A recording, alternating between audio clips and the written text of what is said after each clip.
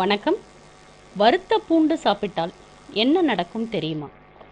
நமக்கு நோய் எதிர்ப்பு சக்தியை அதிகரிக்க செய்வது பூண்டு. இதனை தினமும் நாம் உணவில் சேர்ப்பது அல்லது பச்சையாக சாப்பிடுவது உடல் நலத்திற்கு மிகவும் நன்று.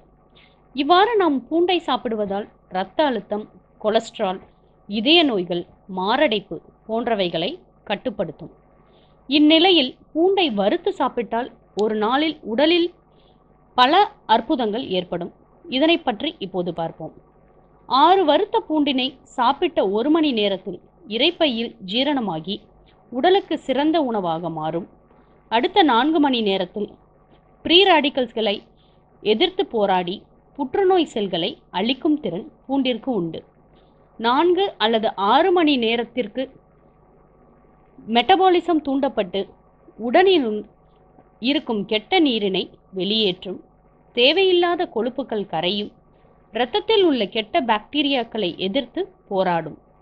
10 மணி நேரத்தில் பூண்டில் உள்ள சத்துக்கள் உடலில் உறிஞ்சப்படுவதோடு பூண்டு உடலுக்கு நல்ல பாதுகாப்பை ஏற்படுத்தும்.